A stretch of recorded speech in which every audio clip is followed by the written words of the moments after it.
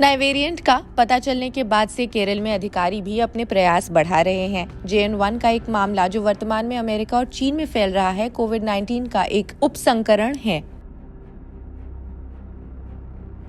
INSA-CoG भारतीय SARS-CoV-2 genomics consortium द्वारा चल रही नियमित निगरानी के हिस्से के रूप में ही केरल में पाया गया ये वेरिएंट केंद्रीय स्वास्थ्य मंत्रालय राज्य स्वास्थ्य अधिकारियों के संपर्क में है और वास्तव में प्रवेश बिंदुओं पर स्थिति की निगरानी कर रहा है।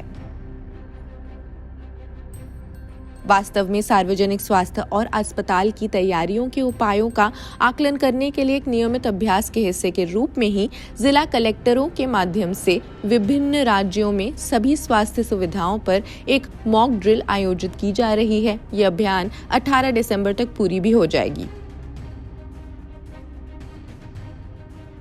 ये वेरिएंट फिलहाल अमेरिका और चीन में फैल रहा है। US centre for disease control and prevention CDC ने पहले ही कहा था कि 8 दिसंबर तक संयुक्त राज्य अमेरिका यानी कि USA में JN1 उप संस्करण लगभग 15% से 29% मामलों का अनुमान लगाया जा सकता है।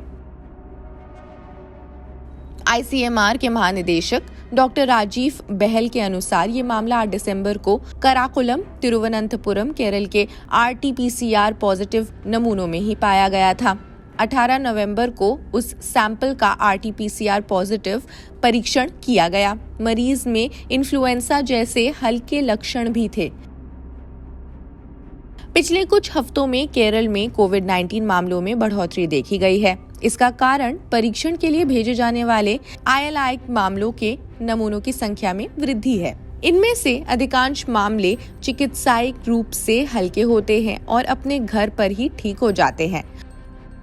उपसंस्करण JN1 BA.2.86 संस्करण का करीबी रिश्तेदार है, जिसे आमतौर पर पिरोला कहा जा सकता है। ये अपनी रिश्तेदार की तुलना में स्पाइक प्रोटीन में केवल एक अतिरिक्त उत्परिवर्तन कर सकता है। क्या इस वेरिएंट से मामलों में बढ़ोतरी हो सकती है? ऐसी चिंताएं थीं कि पिरोला अधिक प्रभावी ढंग से प्रतीक्षा से बचने और तेजी से फैलने में सक्षम हो सकता है। हालांकि ऐसा नहीं हुआ। US centre for disease control and prevention CDC का कहना है कि देश में उपलब्ध टीकों ने पिरोला संक्रमण को प्रभावी ढंग से रोकने की क्षमता दिखाई है और इसलिए इसका JN1 से भी बचाव पॉसिबल है। खैर, इस खबर में बस इतना ही। बाकी देश दुनिया की खबरों के लिए भी आप जुड़े रहिए जनसत्ता के साथ। शुक्रिया।